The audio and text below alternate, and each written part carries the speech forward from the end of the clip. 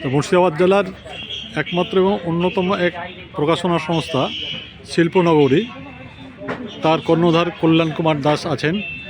তার কাছ থেকে জানবো যে এবছর নতুন বই এবং আগের কী বই নিয়ে তিনি এই বহরমপুর বইমেলা স্টল দিয়েছেন। কল্যাণদা, এবছর কী বই করলেন? এবছর আমাদের যে বইগুলো, যে ভালো বই হয়েছে, সেরা বই হয়েছে, সেই বইগুলোর মধ্যে স্বাধীনোত্তর মুর্শিদাবাদের সমাজ সংস্কৃতি দুলালচন্দ্র বসু। বইটা কি একটু সামনে দেখা যাবে?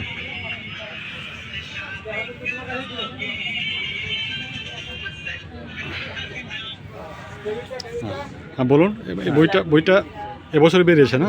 এবছর বেরিয়েছে। হ্যাঁ, তারপরে আমাদের আর একটা বই বেরিয়েছে, যেটা হচ্ছে ভারত বিদ্যা চর্চায় পাশ্চাত্য মনীষা। আচ্ছা আচ্ছা।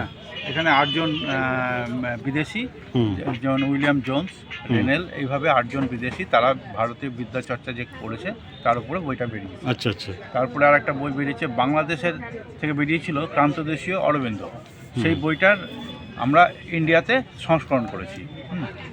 আর লাস্ট যেটা ভালো বই আছে সেটা হচ্ছে আমার এই অধ্যাপক রেজাউল করিম, স্মৃতিরেখায় অধ্যাপক রেজাউল করিম, সেই বইটা রেজাউল করিমের বিভিন্ন লেখা উপরে বিভিন্ন লেখাগুলো ছিল, সেই লেখাগুলোকে একসঙ্গে সম্পাদনা করা হয়েছে। বেশ বেশ। তাহলে এসব বই, নতুন বইগুলো এবার এখানে পাওয়া যাচ্ছে এখানে।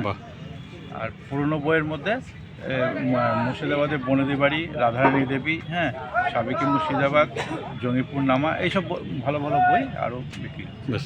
এবার বইমেলায় কি আশা করছেন, বিক্রি বা এরকম কিছু? সবে আজকে শুরু, এখনো সেরকমভাবে। হ্যাঁ, দু একদিন গেলে বোঝা যাবে। একদিন গেলে বোঝা যাবে। আচ্ছা, ঠিক আছে, আমরা আবার শুভ।